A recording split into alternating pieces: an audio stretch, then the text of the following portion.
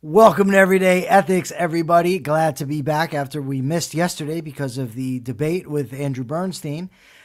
This is our Friday. We're on our way out. Please feel free to ask any questions that you may want to. Feel free to donate as well because we are excited about super chats and super stickers. Without further ado, I'm going to turn it over to the lovely Persephone, and she I guess she has something planned. I sure hope so.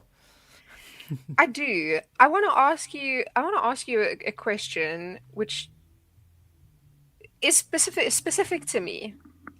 So, you know my feelings about Trump and about the war and Yeah. about Trump. Okay.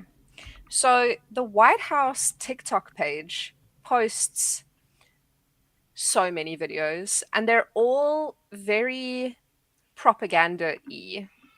They are hardcore propaganda. Trump is amazing, and there's been a few, right? So they're all very sort of self-congratulatory about Trump. Trump is a great leader, Yes. and then intercut with videos of like fighter jets dropping bombs and like structures exploding and shit.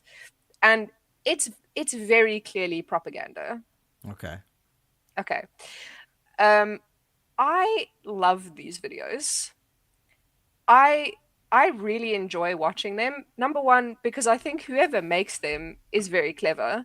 The timing, the comedic timing of things, or just the timing of things, is very good. So from like just that aspect, I enjoy watching them because I'm like, you're a comedic genius. Whoever you are making these videos, you're a genius. Also, I'm really into military technology, and I like watching the fighter jets. Watching and enjoying these videos makes me feel really icky because they're propaganda. They're propaganda about Trump, which makes me feel it kind of makes me feel like I'm doing something wrong by enjoying these videos because again, they are pure propaganda. Yeah, There but is you're not one. buying into the propaganda, right? You just think they're funny. Yeah, no, but that's true. I'm not Look, buying into the sometimes propaganda. I laugh. Look, and I can't stand this guy. Sometimes he makes me crack up with the ridiculous things he says. I'm just like I can't even believe this. He's got with the hair flopping, and he comes out with Trump is the thing won, is the war won, or is there a long way to go? Both. I mean, so it's kooky. So no, I mean, I don't see why you should feel icky. You're not buying into it. You're laughing at it, making fun of it. That's cool in my Well, book. I'm not necessarily making fun of it, especially not the ones with like the I don't know, the fighter jets blowing shit up. Like that makes me feel kind of icky because Well, yeah, I mean, they're using declassified footage of them dropping bombs. yeah, that's a little bit. I don't know. I'm not like I don't know. I don't think that's really cool. But I don't think this isn't the end of the world. Um, uh, I'd rather talk about something else. I'm sorry, but That was the dumb question, which I told you you weren't gonna like. I didn't like it. I didn't like I it. told you. I sort of know if there's something that you're not going to like, but I was just interested. I was interested in what I'm not going to stop even if it is a bit icky because I like the planes. All right, you like the planes. That's good. Is that it? Is the show over? Do you have something Yes, else? that's the end of the show. Yeah, that was the only question that I wanted to ask. No, I have another question. All right. Um, so obviously the debate with Andy happened yesterday, and he's got very different views than you do Yeah. about Trump. Yeah. But you're not gonna end your friendship with him over like a disagreement about No. things like that. No. Then there's loads of people who have cut off like friends and family because they voted for Trump, Yeah. right? Mm-hmm. Is there a difference in the principle of that? Like you choosing to maintain a friendship because even though there's a difference of opinion, and the people choosing to cut off the people, is it the same principle at the end of the day, or is it different, do you think? Well, so first of all, people are free to be friends with whomever they want. I mean, Mm. that's an individual choice. You don't owe your friendship to somebody. I think what happens often is people ascribe moral judgment to somebody because that person disagrees with them. And I am not that quick to do that. I just don't. I don't automatically think somebody's lying. I don't automatically think somebody's evil because they differ. And I don't think it's not as if, like, let me put it to you this way. Suppose we had running for office and we had a candidate that was all for individual rights, was speaking about capitalism and, pro liberty, pro freedom. And then there was another candidate that was basically, let's go to another extreme, a Nazi, right? And the person was talking about, these other people, we need to get them in camps. We need to get them out of the country. We cannot have people preaching liberty. We cannot have people questioning our orders. And then you had somebody that favored that guy. I would not be friends with that person. Right? Because that person is so broken as to be maybe beyond repair. I don't care to be associating with Nazis. In the case of Trump, I think he's horrible. I think he's a rotten bastard. I don't think he's a Nazi. I also don't think that he was running against John Galt, right? Those weren't our choices. Yeah. So, while I think it's an error and a bad error to speak of Trump as a flawed hero, I don't think that it rises to the level of somebody supporting Hitler when Hitler is running against John Galt. Or even Hitler running against Stalin. I think you would say you don't support anybody. And by the way, that's my choice. I don't support any of these people in this last election. I wouldn't have voted for anybody. But I'm not going to say somebody's evil or somebody's horrible or I can't be friends with somebody because they do. Now, let me give a qualification to that. If it were somebody, like, there's people that want to badger you with stuff. If somebody is like, every time you open your mouth, oh, what are you talking about? Trump is the man. You suck. I have no desire to be friends with someone like that. And there are people like that. That, you utter a belief and they just start to, you're brainwashed, the liberal media's got you, that shit, no. But over a difference of politics, when, there's so much more to life than just politics, no, I'm not ending friendships over that. I mean, it's a difference between, like, the person's character and ideas that they have. Well, character is, Andy's ideas generally are in line with mine. We just differ about the practical implementation of them in a mixed society. I think he's badly mistaken. And I think it has a lot to do with the information sources that he exposes himself to. That is not a moral crime. That, you know what I mean? That doesn't make him a bad person. He has a lot going on. He writes novels. He writes essays. He has criticized Trump as well on various occasions, so it's not as if he's a blind follower. I'm okay with that. Yeah, some of the Mr. Deagle's right. Some of them live in a different reality. They really, really do. I mean, there's two ways to look at this. So as interlocutors, as people to argue with, yes, you have to point out how wrong they are. Yes, you do. But you don't have to call them evil. Now, some of those people, yeah, I couldn't be friends with a sycophant either. Andy's not a sycophant.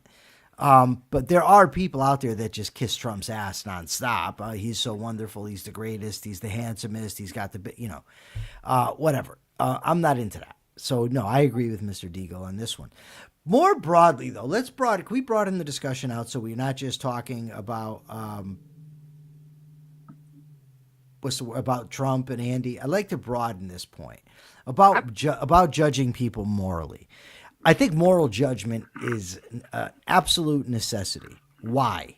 Why is it a necessity? Because it's self-defense. It's how I protect myself from bad people. I don't need to protect myself from Andy Bernstein. right? I No, don't need to protect myself from every friend that I've had for 30, 40 years because they don't follow politics like I do and they hear a Trump speech and they like it. Right. I don't need to do that. I judge people. Are they reasonable? Are they good to me? Are they good for me?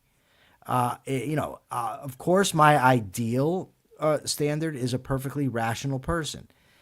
If I limit my friends to only those who are 100% committed to reason and never fail, I'm going to be by myself. And I'm also going to be doing myself a disservice because I'm not going to be able to have camaraderie with people. I'm not going to be able to learn from people who say things that are smart, have decent viewpoints. But what if, my friend Brent, I mean, he shares my political views and philosophical views, but he's a master carpenter, right? So and he's also a very person of very sound integrity. So suppose he's unreasonable at times. Does that mean I can't learn about carpentry from him? Does that mean that his integrity is the fact that he's honest that just disappears? No, I'm just saying that when you're judging somebody's morality, you have to be precise. And, even like Ayn Rand talks about that most people are mixed cases, and you have to try to judge them accordingly and associate with those parts of them which are the good and dissociate yourself with the bad. I'm not disassociating myself with everybody who has a character flaw. And, thank the God that doesn't exist, that so many people didn't do that to me because I had character flaws, because I would have never had a friend. And if I never had a friend, I never would have grown and I never would have fixed myself. So that's what I think. yeah, I agree.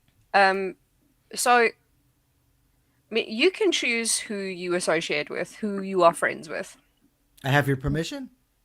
You have my specific permission to continue to be friends with the people that you want to be friends with, except for Mark. You're no longer allowed to be friends with Mark. I've decided.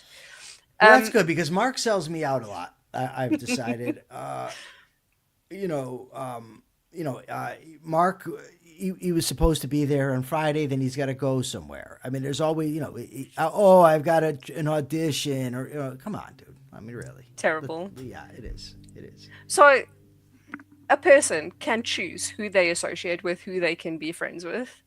These people Who are these who people? I want to know. the, okay, let me explain why I started thinking about this. Besides the debate with Andy Bernstein, so I was on TikTok, as I do, and I saw a video. I didn't watch the whole thing because she started speaking and then she irritated the shit out of me. So I was like, scroll. But the one thing that I heard her say was people have had to cut off their friends and their family because they voted for Trump. Number one, you didn't have to. No one No. forced you to. Um, so then I got to thinking about this, and you can choose who to associate with, who to be friends with. Is it not? I don't know if I want to say dangerous. Is it not bad if you only keep friends and associate with people who are in your sort of like echo chamber and who only validate all of your Uh, thoughts? I think so. I mean, so I want to address one thing first. You said something that no, you don't have to. I hate that language. I have to. Mm, The reason I don't like it is because you act as if you have no choice in the matter. In a group in prison early on, in an anger management group, I just remember, and this should have been the hint to me. It wasn't though. But the woman running the group, her name was Miss Rogers, and an inmate that was in the group brought up a situation. He said that his cellie was picking on him. And everybody there said, "Oh, you've got to do something to your cellie. All of us inmates, you have to." And she said, "No, you don't." Now, the fact that now any reasonable person sitting there would say, "Okay, 10 criminals, all in a maximum security holding facility, most of whom are facing murder charges, are saying, no, you're wrong, you semi-successful woman who's got a responsible life, and we're all right," would have been a hint. Okay, it wasn't. But it took me years to figure out that she was right. When we were saying you don't have a choice, You do. You might say the best choice is to fight this guy, but you still have the choice. And when you say I don't have a choice, you're eliminating that from possibility. You're closing yourself off from what you could do, from possibly a better solution, right? You do have that choice. That's very important. But So now your your question your about echo chambers. yeah, sorry. Your choices might both be awful and Yeah, not sometimes you don't great. have a good choice. Mm. Yeah. So do I think that ultimately this is going to be depend on what you mean by associate and what you mean by echo chamber. For instance, if I'm looking for news sources, then just closing myself off to an echo chamber is a bad idea. Because I don't know other perspectives. I don't know, what other people are thinking. I don't know what else is going on. Very, very a bad idea. In terms of friendship, there has to be some affinity of values, but they don't have to be complete. My fundamental values with Jim Valiant, I was just getting ready to bring him up, and now he's here. Jim is not my echo chamber.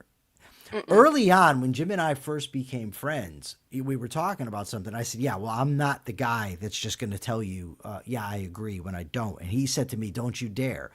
That's not me. Now, it's what's interesting about Jim and I is our fundamental value in that situation is intellectual honesty, right? So that intellectual honesty as a common value means that we respect when the other person disagrees. Even when we argue and even when we get heated, and believe me, I get heated because Jim won't stop talking. So if we're in a conversation on a FaceTime, he just won't let me get a word in edgewise. And I'm like, Jim, you got to let me talk. Like, if we're going to disagree, I have to be able to give my perspective. But I respect the passion that he brings to it, and he respects it in me.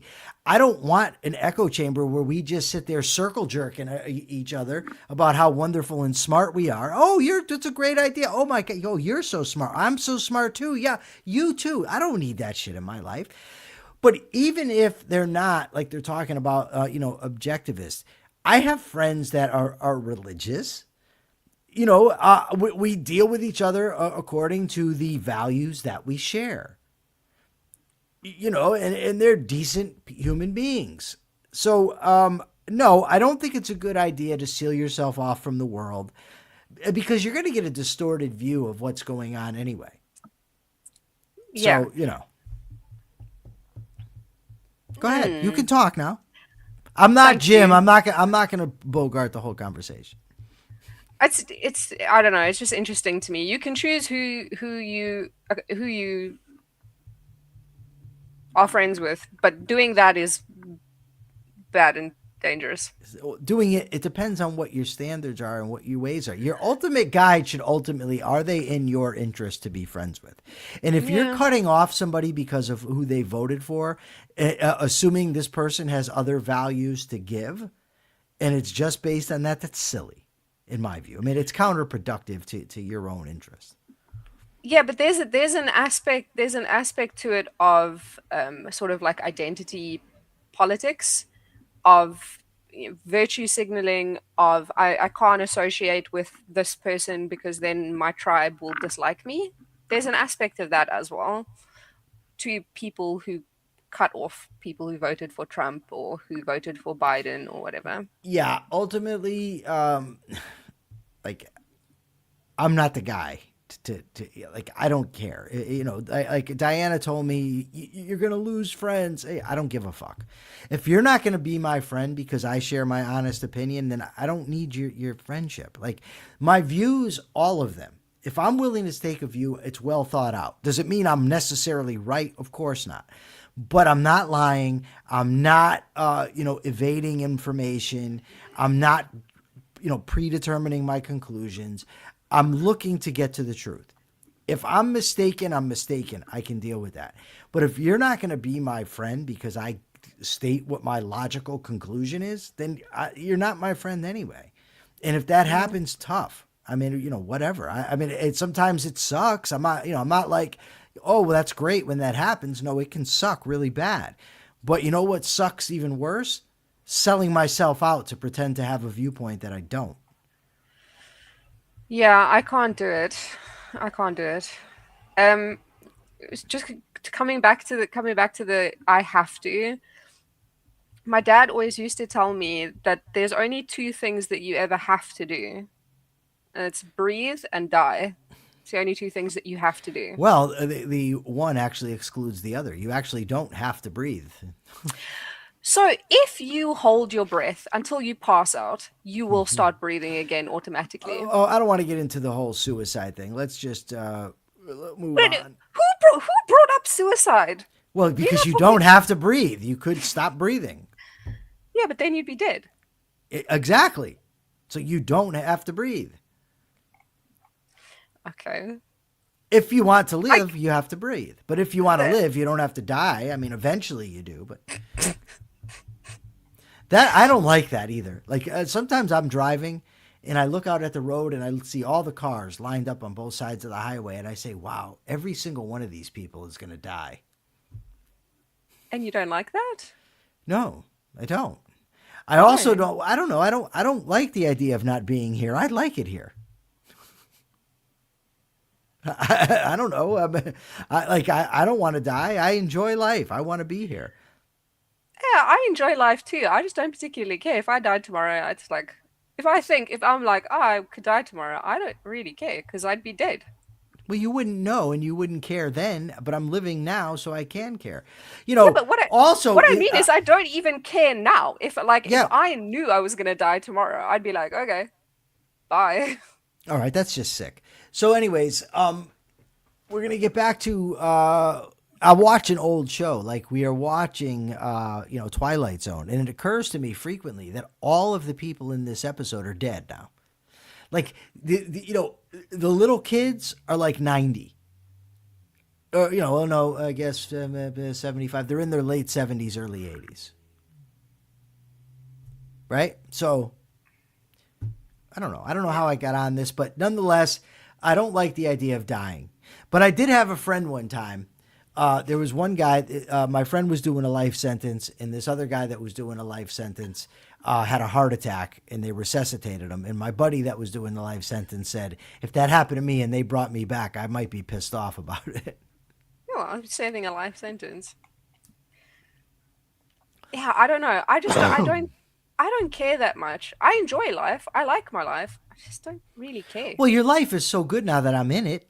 I I mean, come know, on. right? Yeah, I I mean, know. you gotta just accept that.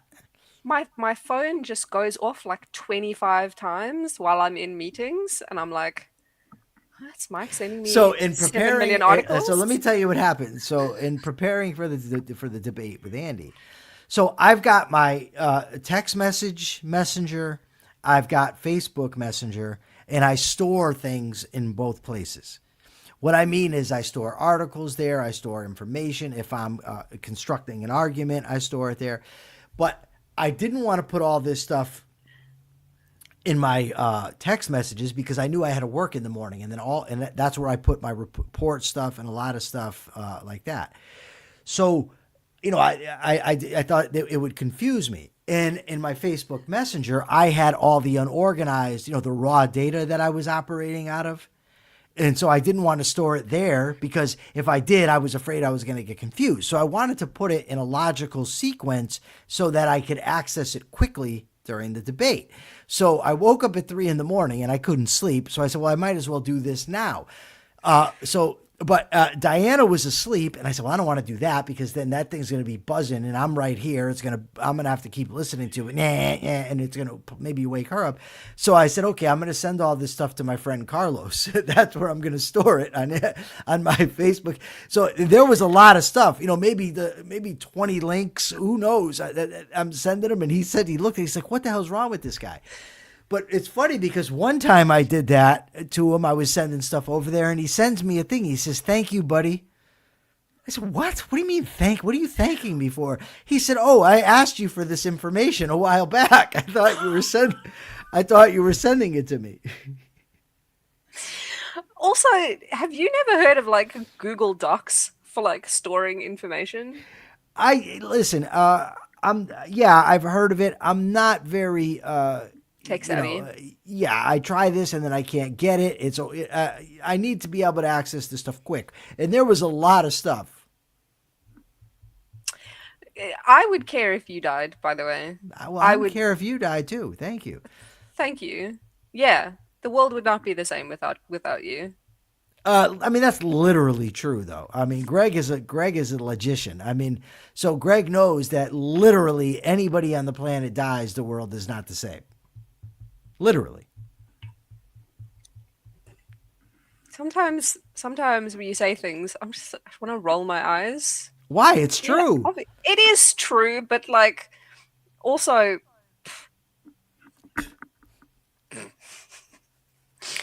so the other thing that I was thinking about, again brought on by Andy, do you, and I know you don't like this word. I just can't think of a better phrase. I can't think of better wording. All right. Do you do you think Oh, how wait a much second. do you, 1 second. Hold on. Subby, where are the keys? I don't know where the keys to the car are. All right, go ahead. I can't wait to put this on Spotify because then people are going to be listening to this and be like, Well, "Who's Subby?" my car, the starter's going. I don't want to drive my car around and I get stuck somewhere. So, Didn't you take your car to the shop yesterday? the other day, no, I thought I was taking it to a shop because Danny owns a shop, right? Send it to the other cell phone. I get it. Okay. Danny owns a shop. So when Danny gave me the address telling me to bring my car, I thought he wanted me to bring my car to his shop. But no, he wanted me to bring my car to his other job. So that's where I went. And he just listened to it and he said, "Oh, I can tell this is it's the starter. You need a new starter." So then I brought it home. It still works, but I don't want it to stop working because that's how these things go. They work until they don't, and then I'm stranded. So Subby's going to let me use his car, and that's the whole point of that. But get to the Andy thing. Okay. So again, you're not going to like this phrasing. How much do you think that a person is morally obligated to fact check shit? Depends what it is. Yes, it does depend what it is, but Okay, I mean, I'll give you an example. My doctor, if I tells me, Michael, your cholesterol is a little high. I don't think I have to put you on medication yet. If the doctor tells me I have to put you on medication, I don't need to fact check him. I don't, you know what I mean? I'm okay with that. I trust this guy. He's demonstrated to me he's a decent doctor, whatever. So I don't need to fact check that. I don't need to, but now if I am trying to convince somebody of something, I think I do need to fact check it. I think I should fact check it. So you're wondering about this because of Andy's sourcing. I'm guessing. I do think that he should fact check things. Now, the problem here is, and we're going to go off on a tangent now, which is not really what I want to do, is you say fact check. Okay. But he doesn't trust the mainstream media because in his mind, they're part of the evil left, which ultimately is why in my view, there's a problem there because you're necessarily then locked in. Like, how do you escape it? yeah. How do you get out of that? Um, I do think he ought to fact check. I do think that if I were Andy in this situation, I would go back. I would listen to this, and I listened to that interview, and I would fact check everything. I would say, is all this true? But in the end, he doesn't really care if it's true. He still says that Trump is a flawed hero because of how evil the left is. So now, do I have to make the argument that how I don't care to argue in defense of the left? That's not like my thing, but that would need to be done as well. So there's just a lot there, I guess. Fact checking is an ethical thing, and I do think it's the right thing to do. Yes. So yes, if it's your doctor, you don't have to fact check. Besides just Andy, like one of the reasons that I think about this a lot is because if you are scrolling on your phone, which a lot of younger people do, they scroll on Instagram Reels, on YouTube Reels, on TikTok. What gays of his were wrong? Who are the gays? I don't know. Facts. What facts? It was an autocorrect. What facts of his were wrong? All the stuff you said is irrelevant to his argument. Okay, Well, anyway. I mean, I agree, but I don't, and I'll tell you why. I don't agree because of one reason, because the concept of hero that we were talking about yesterday is Andy is an objectivist. Andy is an objectivist professor. He's coming at this from an objectivist point of view. The objectivist concept of hero necessitates it definitely encompasses character, and Trump doesn't. That's why I think it's relevant. I don't think it's swaying to Andy because I don't think that he is caring as much. I don't know how else to put it. I think he just has an unrealistic view of the danger of the left. That's it. And it's not my job to convince him or make him think anything. I get value and a lot of it from having Andy as my friend. If his biggest ethical sin is not fact checking about Donald Trump, I can live with that. What was that? My throat made a noise. That's a weird throat noise. It was. That's why I kind of got a bit of a fright because I was like, why is my throat doing that?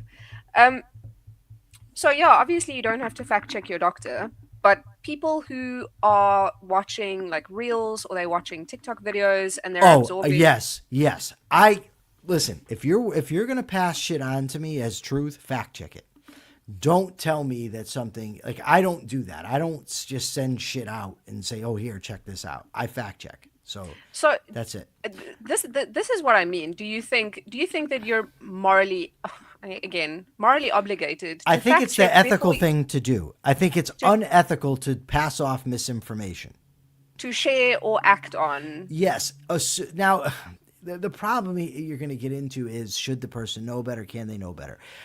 Yes, if you're passing on disinformation or misinformation, I think it's unethical. Do I think that, depending on what what your culpability is, do you know it's disinformation? Is it just laziness? Do you assume it's good? There's different layers and different levels. And, to answer the question in simple terms, yes, I think it's unethical. How unethical is a different question. Yeah. Do you think? I mean, I think Andy Gilmore is right about this. I just want to point this out. Andy Gilmore, yeah. Ian Gilmore says the biggest fact Andy got wrong is that Trump is against the left. He's equivalent to the left. Yes, he has implemented many, many leftist policies and wants to implement more. And I want to implement my ass into the car so I can go get my paycheck. So we're over time already. We're going to wrap this up. I thank all of you for your questions, for your comments, and everything else. I love Andy Bernstein. And I hope I'm glad that people don't want me to die. Thank you. I don't want you all to die either. And we will see you Monday. We don't have anything this weekend, do we, Persephone? Next weekend, probably. All right. Well, let's get it together. Get your act together. We're supposed to be taking phone calls, but we don't. Okay. Thank everybody. Thank you, Persephone. You are absolutely wonderful. We will see you Monday, 2:30 p.m. Eastern Time. Till then, be ethical. Bye.